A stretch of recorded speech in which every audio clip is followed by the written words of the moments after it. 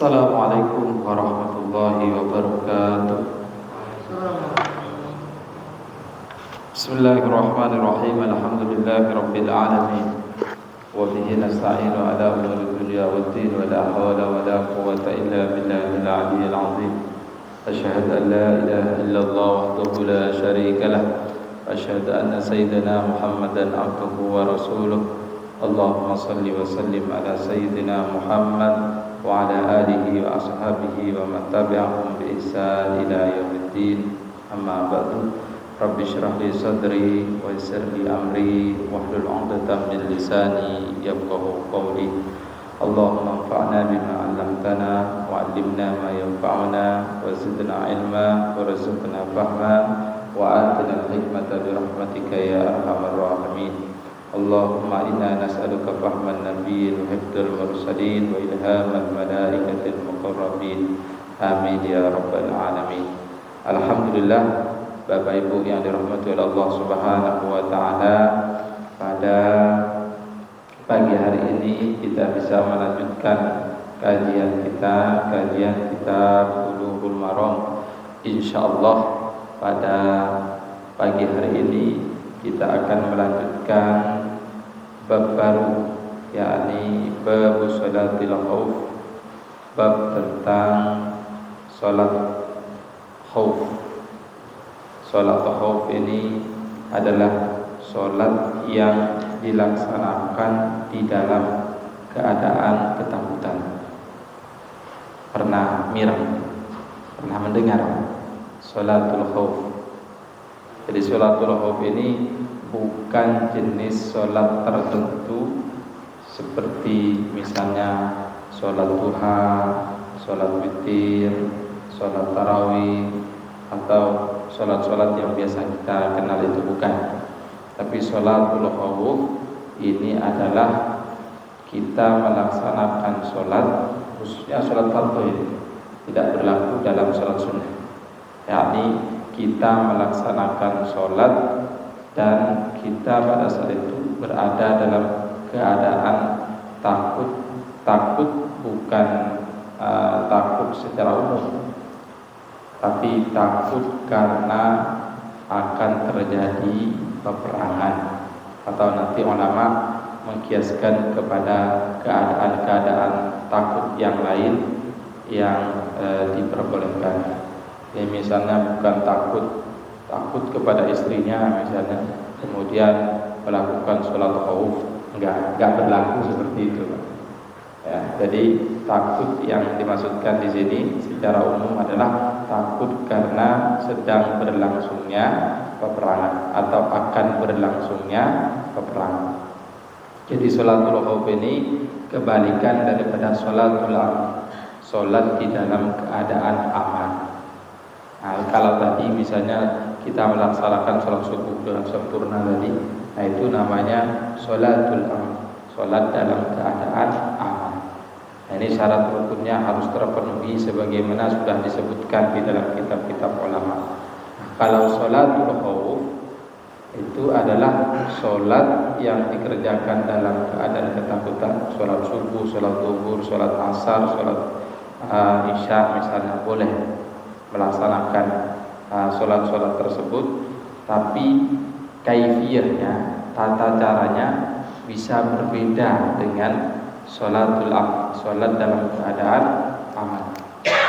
Misalnya kalau dalam sholat dalam keadaan aman itu wajib untuk menghadap kiblat misalnya, atau dalam sholat aman makmum harus mengikuti gerakan-gerakan imam.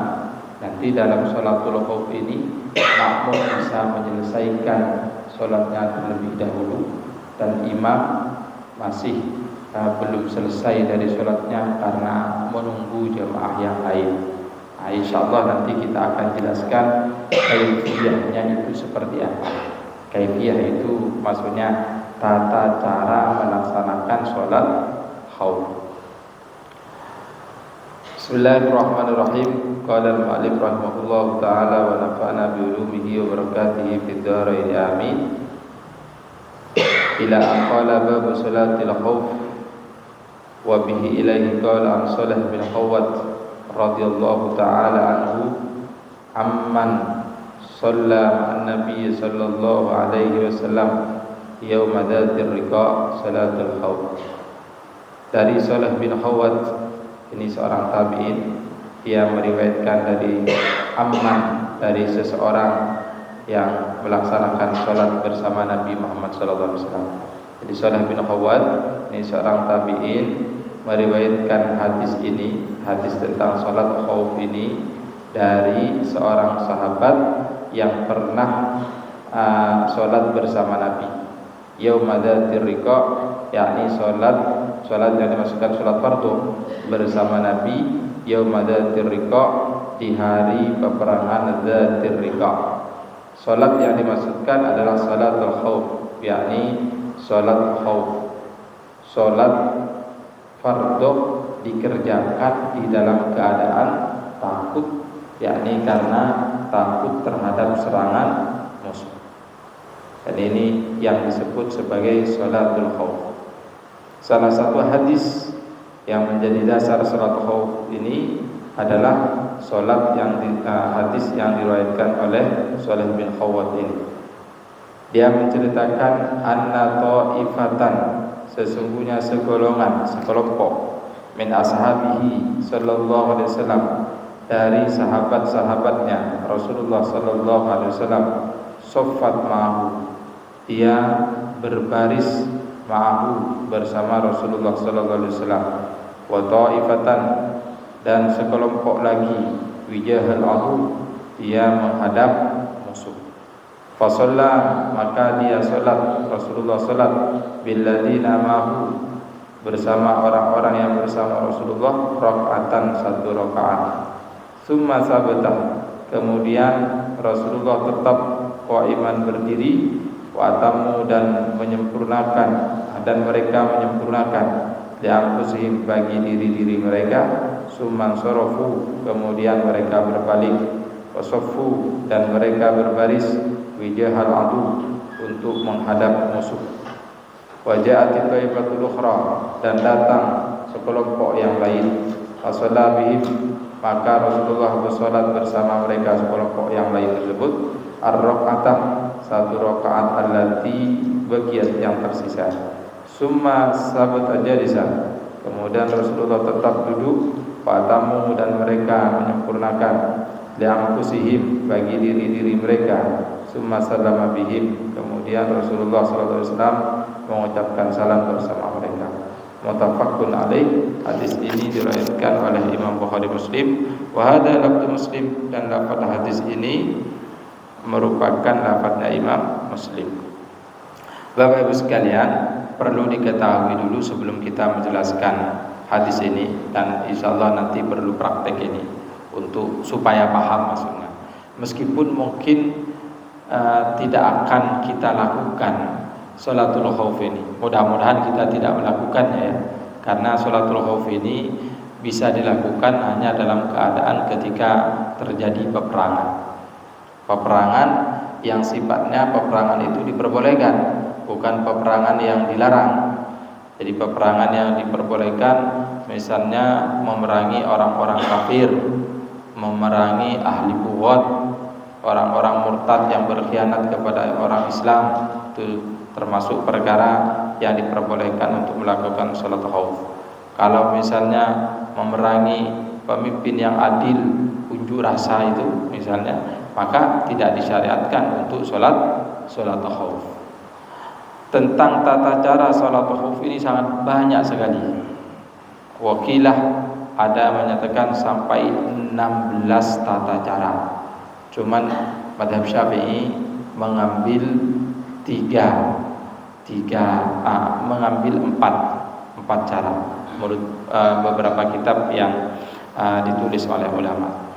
Perlu diketahui bahwa tata cara melaksanakan salat khauf ini atau salat khauf ini ada 3. Pertama adalah tentang cara melaksanakan salat khauf ketika musuh ada di arah kiblat. musuhnya ada di kiblat. Ini kan sholat khauf tadi dikerjakan ketika dalam keadaan mau perang. Musuhnya ada di kiblat. Itu nanti tata caranya ada beberapa cara. Yang kedua adalah ketika musuh berada di selain kiblat. Berarti musuhnya ada di timur, ada di selatan, ada di utara. Nah, itu tata cara sholatnya juga berbeda-beda. Yang ketiga, ketika peperangan sedang berlangsung. Mali bijimin peperangan ini kan memakai pedang berlangsung. Jadi ketika melaksanakan ketika berperang, sholat dikerjakan berperang. Betul orang senajan darah itu berlumuran kita tetap sholat. Nah, ini tentang jenis sholat khauf. Jadi sholat yakni pertama ketika musuh ada di arah kiblat, yang kedua musuh berada di selain kiblat, yang ketiga ketika peperangan sedang berlangsung. Nah, ini tiga tingkatan orang melaksanakan sholat khauf, dan ini tata caranya bermacam-macam.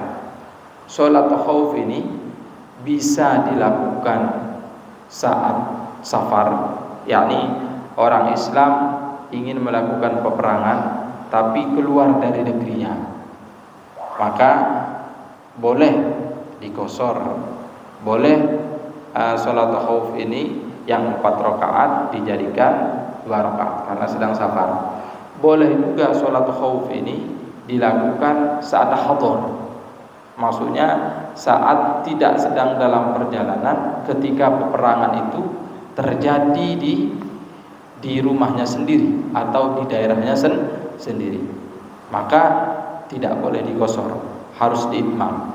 Jadi kalau zuhur 4 rakaat ya dikerjakan 4 rakaat, kalau maghrib 3 rakaat, kalau subuh ya 2 rakaat. Ini pendapat jumhur ulama. Jadi sholatul khauf itu boleh dikosor apabila di dalam safar, kalau sedang hadar tidak boleh dikosor. Tapi ada ulama lain nanti berdasarkan hadis-hadis yang akan kita baca ini, bahwa sholat khauf dikosor menjadi 2 rakaat, atau bahkan nanti ada riwayat yang mengatakan 1 rakaat. Nah, yang pertama ini kaifiyah tentang mengerjakan sholat khauf sedangkan musuh tidak berada di kiblat. Musuhnya tidak berada di kiblat. Berarti berada di mana ini? Timur, utara, selatan. Musuhnya ada di sana. Maka pemimpin perang itu membagi pasukannya menjadi 2 kelompok. Menjadi 2 kelompok. Ini dilaksanakan dengan berjemaah, Pak. Mau terjadi perang, masih diperintahkan oleh Allah untuk melaksanakan sholat berjamaah dalam sholat khauf ini. Nah, inilah yang menjadi dalil bagi sebagian ulama bahwa sholat berjamaah itu hukumnya wajib. Kenapa? Karena saat dalam perang pun tetap diperintahkan untuk berjamaah. Ini mau perang, musuh ada di hadapannya, musuh ada sekitarnya, tapi pelaksanaan sholatnya tetap dianjurkan untuk dilaksanakan secara berjamaah.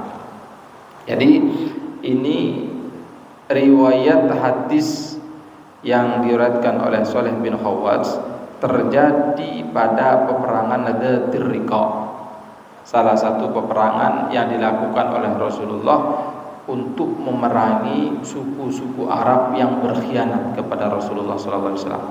Dulu Rasulullah mendatangi kampung-kampung mereka ini untuk memerangi mereka karena mereka telah berkhianat. Pada waktu itu menurut ulama, sahabat-sahabat itu untuk berangkat berperang kurang bekal kendaraan, tidak ada unta yang bisa ditunggangi, tidak ada kendaraan yang bisa ditunggangi. Akhirnya kendaraan itu gantian, sehingga menyebabkan perjalanan dalam Nadatir Riqa ini kaki-kaki pasukan dari Rasulullah SAW ini banyak yang terluka, pecah-pecah. sehingga kakinya itu kemudian diikat, ditambal dengan sobekan-sobekan kain. Ini dulu betapa sahabat-sahabat Nabi itu sangat gigih untuk kemudian membantu Rasulullah Sallallahu Alaihi Wasallam menegakkan kebenaran. Jadi itu maka peperangan ini dinamakan Dzatir Riqa, perang Dzatir Riqa, karena sahabat-sahabat pada waktu itu banyak yang menambal kaki-kakinya yang luka akibat perjalanannya itu dengan sobekan-sobekan kain. Maka itu disebut Dzatir Riqa. Wakilah perang ini disebut Dzatir Riqa karena di daerah itu ada pohon namanya Dzatir Riqa, di mana Rasulullah pernah istirahat berteduh di bawah pohon tersebut, kemudian ingin dibunuh oleh musuh, oleh orang Arab Badui, tapi tidak berhasil. Maka kemudian perang ini dinamakan Dzatir Riqa. Masih banyak alasan-alasan ulama yang lain kenapa perang ini dinamakan Dzatir Riqa. Dan di dalam perang Dzatir Riqa inilah disyariatkannya sholatil khauf, yakni sholat dalam keadaan takut. Dan pada waktu itu musuh tidak berada di arah kiblat. Karena musuh tidak ada di arah kiblat, maka tata cara pengerjaannya diatur oleh Rasulullah. Di hadis ini disebutkan Rasulullah itu membentuk pasukan perang, nisbahnya katakanlah pasukan perangnya itu jumlahnya 500 orang. Maka 200 orang sholat bersama Rasulullah Sallallahu Alaihi Wasallam, 250 orang karena 500 ini, 250 orang bersama Rasulullah, 250 orang menjaga musuh. Jadi ini supaya bisa dipahami Pak, karena mungkin kita tidak pernah mengalami ini ya. Tapi supaya bisa dipahami perlu dipraktekkan. Saya butuh butuh pasukan nih, Misalnya Pak Turawi dulu Pak. Satu, 3 orang misalnya ya. Ya silakan. Supaya bisa dipahami maksudnya Pak ini. Coba Pak Turawi. Ini mau mengerjakan misalnya sholat zuhur ya, sholat zuhur. Yang lain biasa dikiaskan. Ini ingin mengerjakan sholat zuhur. Ini anggap pasukan ini Pak, pasukan perang. Katakanlah pasukan perangnya tadi 100 orang ya. Kalau 100 orang berarti dibagi berapa? Dibagi 2 kelompok. Satu kelompok sholat bersama imam, satu kelompok lagi itu menghadap musuh, karena musuhnya berada di selain kiblat. Ini sebentar Pak ya. Ini anggap satu pasukan. Sampai ini pasukan yang lain musuhnya ada di arah timur. Sampai jangan sholat atau ke timur. Ayo musuh. Nah, ketika mau sholat imam makmum semuanya ini akan senjata dan melihat musuh. Sampai di timur menjaga orang yang sholat ini takut diserang oleh musuh. Kalau seandainya musuhnya menyebar, ada di timur, ada di selatan, ada di utara, maka pasukan tinggal diatur. Ada yang menghadap ke timur, ada yang menghadap ke utara, misalnya ada yang menghadap ke selatan. Karena musuhnya menyebar, jadi diatur pasukan. Bisa dipahami? Satu golongan ini dia sholat bersama imam. Takbir bersama imam sampai jadi Allahu Akbar. Ini menjaga musuh Pak ya. Yang 200 orang menjaga musuh, 200 orang lagi dia sholat. Allahu Akbar terus sampai sholat lagi. Sujud sampai sujud, terus sampai sujud, sampai duduk terus.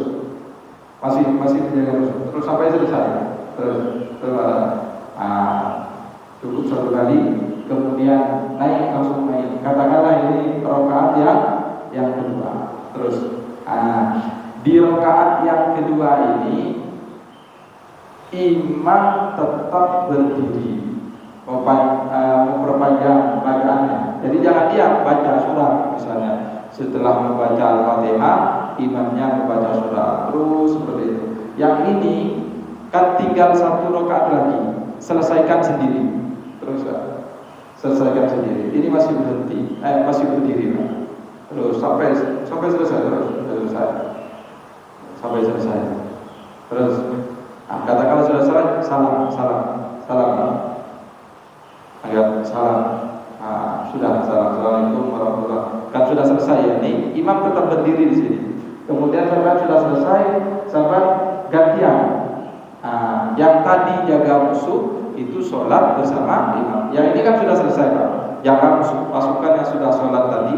Jadi mengerjakan bersama imam hanya satu, Pak. Satu kali.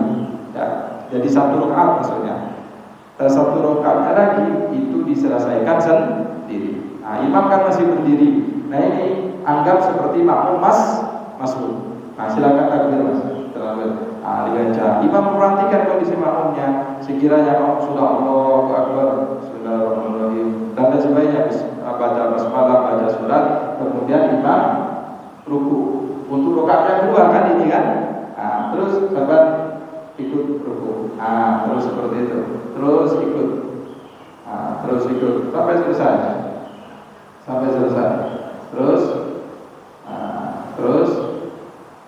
Terus Pak Tomi sekarang rakaat yang terakhir. Sampai sebagai makmum tadi berdiri langsung. Terus selesaikan rakaatnya sendiri. Terus sampai sujud. Terus tahiyat. Terus sampai itu kan selesai. Imam perhatikan itu makmumnya. Kalau sekiranya makmumnya sudah membaca tersebut akhir misalnya, salamnya bareng ini salamnya. Terus dianggap selesai itu tahiyatnya. Assalamualaikum warahmatullahi sampai diikut imam. Jadi kalau tadi yang berbarengan dengan imam itu takbiratul ihramnya pasukan yang pertama. Kalau yang pasukan yang kedua yang nabengaki tadi Pak, itu salamnya barengan bersama imam. Bisa dipahami Pak? Ini model pertama apabila musuh berada di selain kiblat.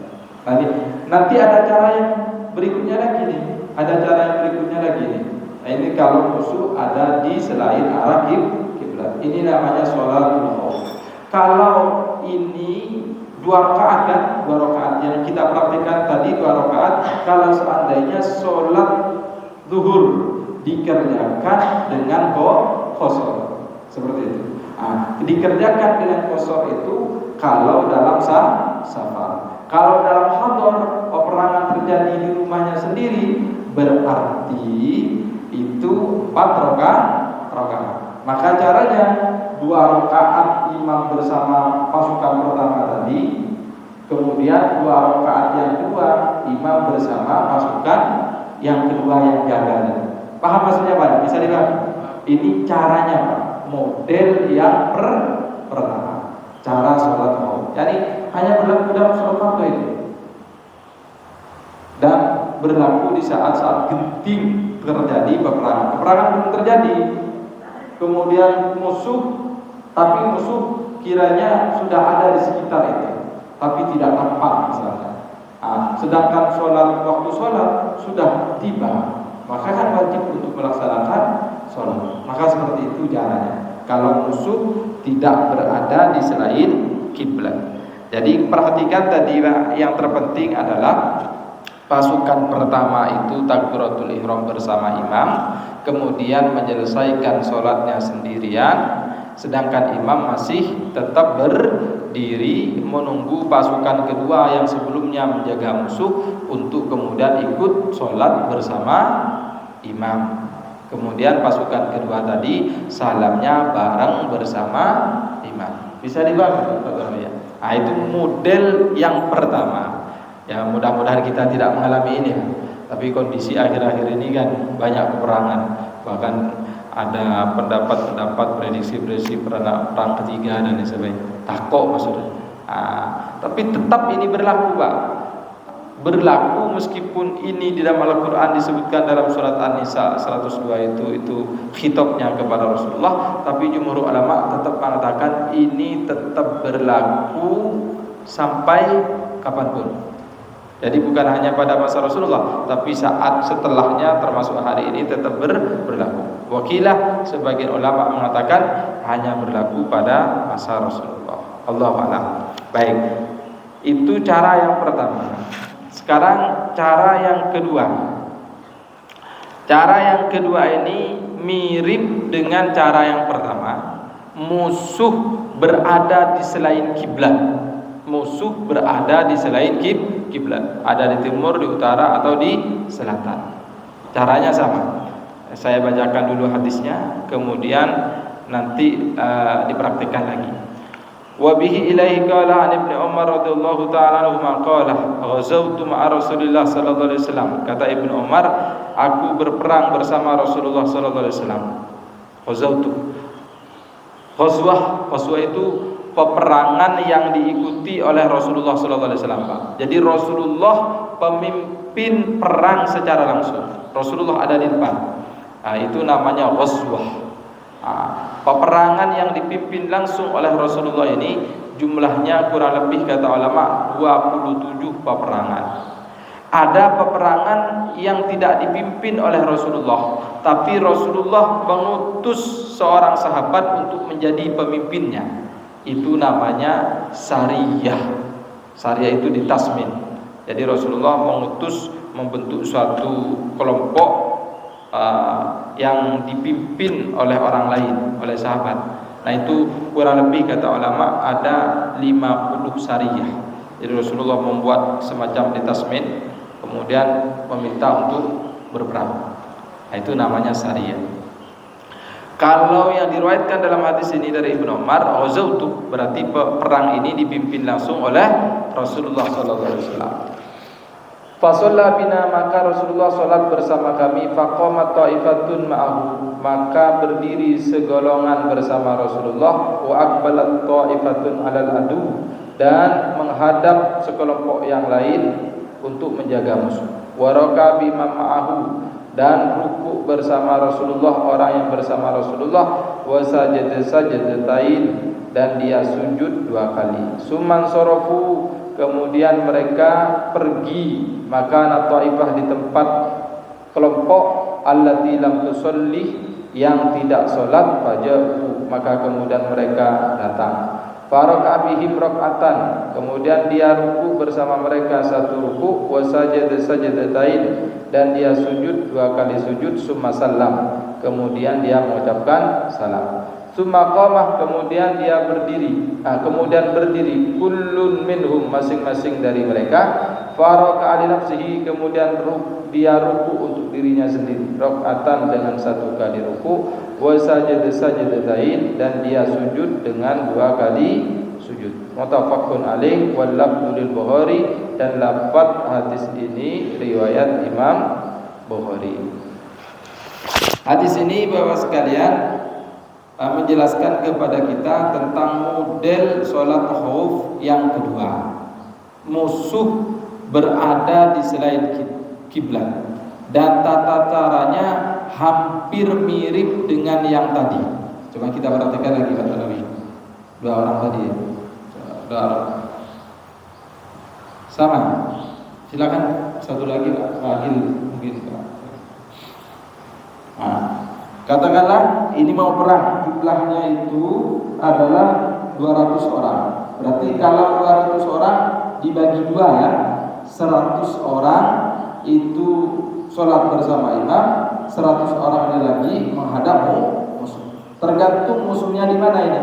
Kalau musuhnya sekiranya ada di timur saja, maka pasukan ini yang tidak sholat tadi menghadap timur.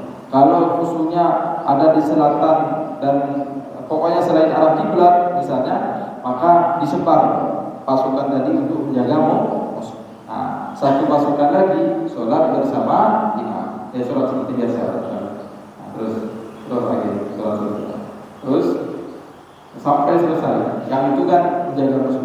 Terus anggap terus sampai berdiri ya, 2 kali dulu supaya bisa dibaca 2 kali.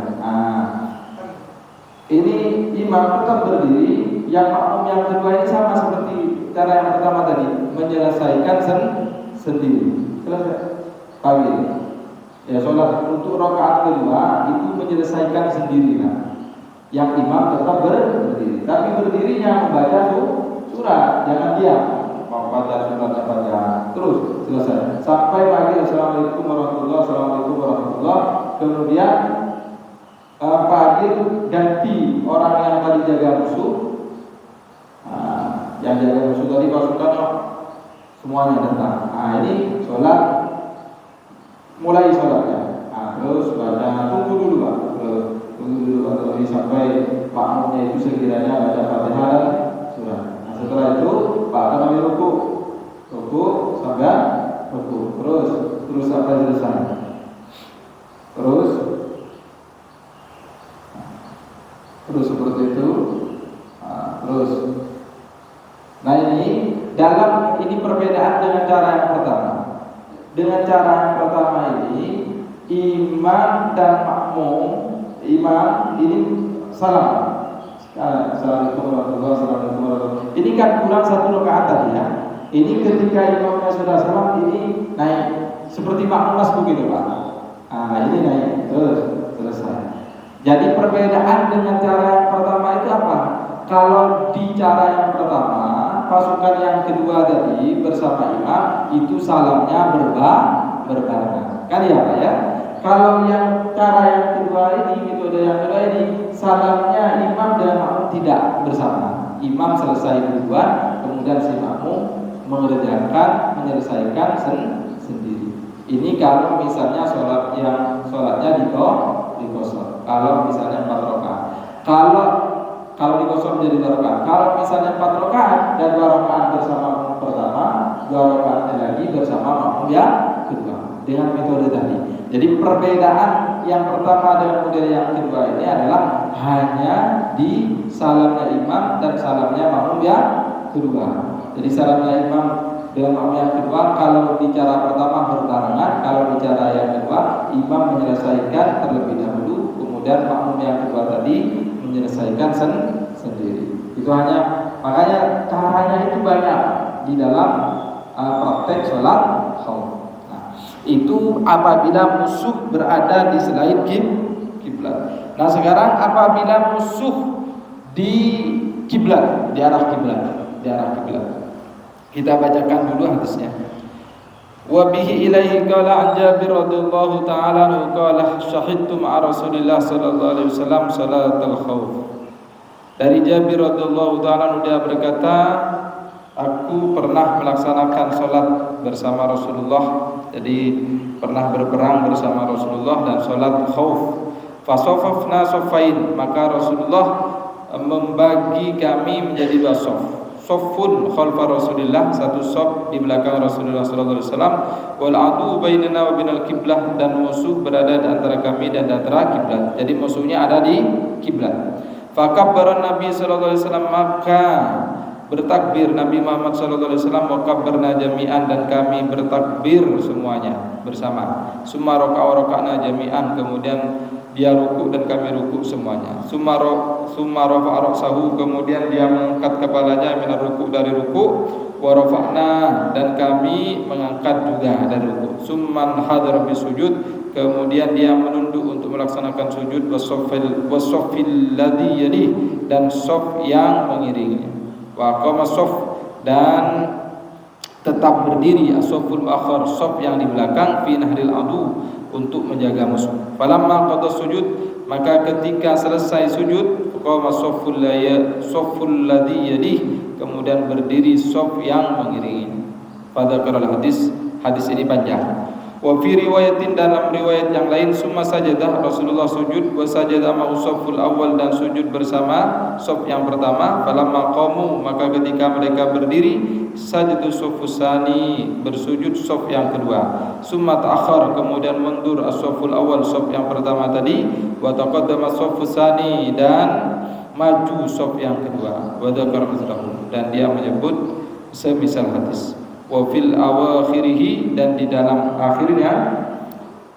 Summa salaman Nabi sallallahu alaihi wasallam, kemudian Nabi mengucapkan salam, wa salamna jami'a, dan kami salam semuanya. Rawahu Muslim wa li Abi Daud an Abi Ayyash Az-Zurqi mithlahu wa zada inna kanat basma. Nah, ini adalah cara di mana kalau musuh berada di arah kiblat. Nah, sekarang praktik lagi ya.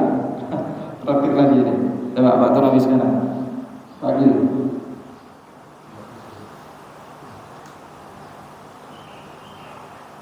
Nah, pasukannya katakanlah 200 ya. Ya kalau banyak, berapapun pasukannya tetap dibagi dua.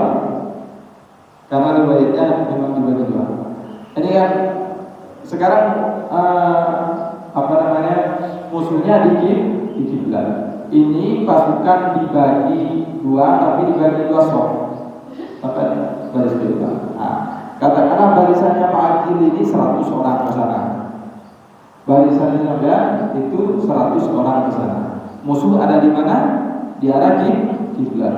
Senjata dipegang. Jadi Abu Jahal itu senjata, mudah menjepit pedang, tapi mudah menangkap seperti ini bom. Tapi inilah yang terjadi pada waktu Rasulullah ya. Jadi dulu masih pakai juga, pakai pedang. Jadi pasukan dibagi dua. Musuh berada di mana ini? Berada di kiblat. Tidak tentu. Ada di musuh siaga. Ya, karena kan betul dua. Jadi kalau pasukan dalam salat maut melihat musuh berjaga-jaga, kalau musuh nyerang, menunggu musuh nyerang, tak lagi senjata berbunyi. Nah, ini soft ini pasukan ini dibagi menjadi dua, mulai Takbiratul Ihram bersama semuanya ini. Makmum baris pertama, baris kedua sama-sama Takbiratul Ihram bersama-sama. Takbiratul Ihram Allahu Akbar, ikuti semua. Membaca Fatihah, membaca surat, selesai. Ruku, ketika ruku masih ruku pertama, ruku bersama-sama, ruku juga, ruku. Kemudian i'tidal, sami Allahu liman hamidah, ya, sami Allahu liman hamidah. Nah, ketika ini imam sujud bersama barisan pertama. Barisan yang kedua tidak ikut sujud karena menjaga musuh. Maka jaga musuh. Yang senjatanya dipegang misalnya. Ya, terus sampai selesai. Terus berdiri.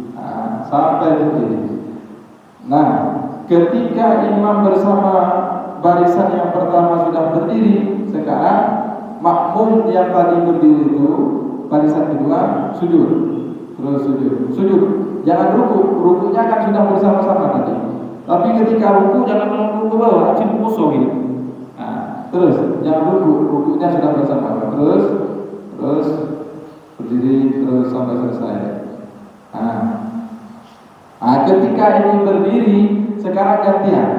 Makmum yang tadi ada di depan mundur ke belakang, makmum yang tadi ada di belakang maju ke depan. Tapi majunya mundurnya tak sentak, karena tidak boleh melakukan gerakan tiga tadi berturut-turut dalam mazhab Syafi'i. Jadi mundur ke belakang tukaran tepat Pak, pelan-pelan sampai maju sampai mundur. Cinta tabrakan. Begitu ya. Jadi kalau melangkahnya agak jauh, misalnya ketika kita ingin mengisi sok di depan kita itu kan melangkah berhenti, melangkah berhenti gitu ya. Nah, ini kan seperti ini sudah. Jadi tukaran tepat Pak untuk rakaat yang kedua. Nah, sekarang ruku bersama-sama, sama. Imam yang sudah ruku untuk rakaat kedua sama. Sami Allahu liman hamidah.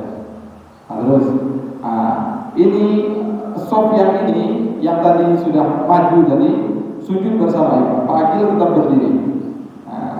Karena tadi kan di rakaat pertama sudah punya kesempatan sujud bersama imam. Nah, terus sampai selesai. Terus karena dua rakaat misalnya ya sudah Pak Akil ya terus kan dua rakaat. Ini menghadap kemana? Ini menghadap musuh ini terus Pak Akil terus selesai. Seperti itu sampai ini tahiyat semuanya. Tunggu imam jangan langsung salam, ditunggu sampai selesai. Sekiranya sudah selesai barisan kedua tadi yang menyusul terus sampai selesai, misalnya salam, kata Nabi, salamnya berbarengan itu semuanya. Paham maksudnya Pak ya? Ini kalau musuh berada di mana? Berada di arah kiblat. Jadi tidak sholatnya berbarengan, cuma ada mekanismenya saja. Nah, ini berlaku dalam sholat fardu. Baik, sekarang ada lagi Pak, model berikutnya lagi ini ada. Nah, ini mungkin yang bisa kita praktikkan kalau ini lebih mudah ya. Kalau tadi kan kayak bingung kalau tidak dipraktikkan itu Pak. Nah, masa perang itu biasanya masih mau berperang, masih mau belajar sholat gitu ya. Nah, tapi ini mudah-mudahan ini menambah wawasan kita bahwa di dalam Islam itu sangat mudah untuk melaksanakan ibadah. Termasuk ini menunjukkan kepada kita bahwa sholat itu dalam keadaan apapun tidak boleh ditinggalkan. Saat dalam keadaan perang ini tidak boleh ditinggalkan. Baik, cukup mudah-mudahan dua model ini dipahami ya. Nah, tinggal model berikutnya. Kita bacakan dulu hadisnya. Walid Nasa'i, dan dari Imam An-Nasa'i min wajhin akhar, dari jalan yang lain. An Jabir radhiyallahu ta'ala anhu, dari Jabir radhiyallahu ta'ala anhu, anna Nabi sallallahu alaihi wasallam, sesungguhnya Nabi Muhammad sallallahu alaihi wasallam shalla bi ta'ifatin min ashabihi raka'atain. Kemudian Rasulullah salat dengan satu golongan dan sahabat-sahabatnya 2 rakaat, summa salam, kemudian Rasulullah mengucapkan salam, summa sholat, kemudian Rasulullah sholat 2 rakaat, diakhirin dengan yang lain, summa salam, kemudian Rasulullah mengucapkan salam. Wa mithlahu li Abi Daud an Abi Bakrah. Nah, ini model yang ketiga ya, mungkin lebih mudah ini. Musuh sedang berada di selain kiblat, sama dengan kondisi pertama kedua tadi, berada di selain kiblat. Ayo Pak, mana lagi ini? Terakhir. Iya. Terakhir ini. Ya, terakhir ini. Satu lagi Pak, satu lagi. Terakhir ini. Baik. Ini musuh berada di selain kiblat. Kalau tadi yang terakhir itu kan di kiblat, ini di selain kiblat. Ini dianggap pasukan ini ya, pasukan. Satu pasukan sholat bersama imam, satu pasukan lagi jaga musuh. Siapa yang jaga musuh ini? Ya, musuhnya di selain kiblat, berarti jangan menghadap kiblat. Jaga. Terus sholat Pak, sholat. Terus sampai selesai, ikut bersama makmumnya. Terus 2 rakaat ya, 2 rakaat. Imam dan makmum ini 2 rakaat. Ini kalau dikosor, kalau misalnya tidak dikosor 4 rakaat ya 4 rakaat Pak.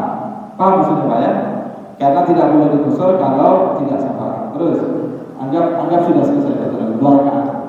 Anggap ini sudah 2 rakaat karena dikosor. Ini 2 rakaat, ini 2 rakaat. Salam takbirnya bersama-sama, kemudian salamnya bersama-sama.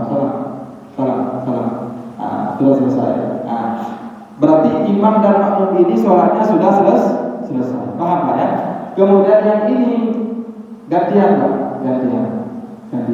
Sedangkan sholat bersama ini sholat niat lagi Pak dari awal, baru maksudnya. Kalau tadi kan pertama kan enggak, niatnya 1 kali kan, cuma nunggu. Kalau ini sudah salam, mulai. Jadi sholatnya Pak Taufik berapa kali? 2 kali. Sholat duhur misalnya, duhurnya 2 kali. Yang imam sholat duhur 2 kali. Yang tadi itu sholat yang wajib, sholat yang kedua ini dihukumi sunnah. Tapi niatnya tetap usolli fardhu dhuhri, tetap meskipun sholatnya 2 kali. Sholat bersama makmum ini 2 kali sampai selesai 2 kali. Terus anggap sudah selesai ini. Salam sudah selesai salam. Jadi imam di sini perbedaannya dengan yang pertama tadi. Imam sholat duhur bersama pasukan pertama, sholat lagi imam sholat duhur juga dengan pasukan yang kedua. Mungkin ini lebih mudah ya, lebih mudah karena lebih dipraktikkan. Ini kalau berjemaah, kalau misalnya nggak mungkin berjemaah. Nah, yang ketiga ini, yang terakhir ini, kalau perang sedang berkecamuk. Kalau ini kan masih belum perang, ini masih mau perang, musuh masih ada di mana-mana. Nah, bagaimana kalau perang sedang berkecamuk? Nah, kalau perang sedang berkecamuk, kalau perang sedang berkecamuk, tidak usah dibagi tadi. Imun bisa berjemaah, tak bisa, ya perang sambil niat. Rukunya bagaimana? Isyarat saja. Yang penting ketika sedang perang itu tidak berteriak, meskipun bergerak ke sana kemari tentang musuh tidak masalah.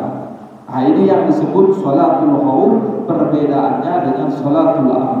Kalau dalam sholat aman, sholat seperti sholat subuh tadi, gerak sampai 3 kali berturut-turut menurut Syafi'i kan batal. Tapi kalau dalam sholat khauf, meskipun gerak berkali-kali itu tidak masalah. Artinya tidak batal sholat meskipun sedang berperang. Ini kalau peperangan sedang berlangsung. Makanya tadi dibagi sholat khauf itu tingkatannya ada 3. Pertama, ketika musuh ada di arah kiblat, caranya modelnya tadi ya, tinggal dibagi 2 shot, rukunya sampai ruku berbarengan, kemudian sujudnya gantian. Kemudian ketika musuh berada di selain kiblat, tadi 1 shot sholat bersama imam, 1 shotnya lagi jaga musuh. Yang ketiga, ketika peperangan sedang berlangsung, maka tidak usah menghadap kiblat, tidak usah ikuti langsung. Nah, ini tadi yang kita jelaskan sholat khauf seandainya akan terjadi dalam peperangan yang dibenarkan di dalam agama, bukan peperangan yang diharamkan. Misalnya ada banyak itu tidak diperbolehkan. Suatu dosa mau carok ya, dosa yang lain misalnya tidak dibenarkan sebenarnya. Itu kalau dalam peperangan. Nah, apakah boleh sholat khauf ini dilakukan misalnya dalam keadaan takut-takut yang lain selain peperangan? Ulama menjelaskan, misalnya yang diperbolehkan sedang sholat di dalam masjid terjadi gempa misalnya. Nah, itu apakah tetap melanjutkan sholatnya atau melakukan istilahnya sholat khauf tadi? Kata ulama, praktikkan sholat khauf. Jadi kalau misalnya sedang terjadi gempa, munfakul ba'atin terkena itu, maka boleh kita itu keluar, lari. Kalau bisa larinya tetap menghadap kiblat, kalau tidak bisa kita usah menghadap kiblat, tapi sholat terpakul lagi. Tapi insya Allah di antara kita memilih bertalbaik, nanti bisa lagi. Nah, itu artinya boleh seperti itu kan? Ulama menjelaskan seperti itu. Atau misalnya terjadi banjir kepada sholat terus terjadi banjir, mau lari silakan lari, tidak apa-apa. Sholatnya tidak usah dibatalkan. Misalnya disebutnya seperti itu. Atau misalnya lagi terjadi kebakaran, pabrik atau apa yang kebakaran. Kalau kita tetap sholat pada oleh saroka atau kan bisa menjalankan kita, maka boleh melakukan seperti itu.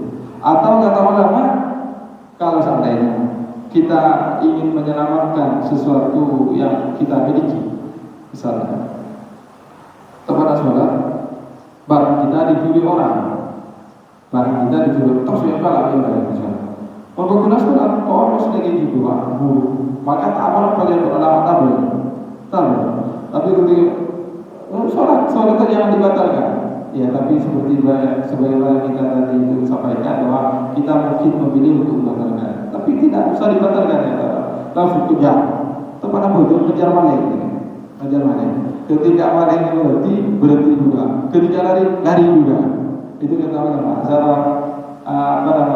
Kita melaksanakan sholat selain yang berkaitan dengan peperangan. Atau misalnya kata ulama, takut kalau ada hewan buas, bisa dilakukan seperti itu. Jadi takut dalam keadaan yang diperbolehkan. Tentang rokaatnya sebagaimana kita jelaskan tadi. Jadi kalau dalam sampar boleh digosor, kalau di dalam hador tidak boleh digosor. Bahkan di dalam riwayat yang lain ini hanya satu rakaat, bukan 2 rakaat. Kalau tadi praktiknya kan 2 rakaatan semuanya. Tapi kalau dalam hadis ini hanya 1 rakaat. Kita bacakan dulu karena pas selesai ini Pak sholat khauf.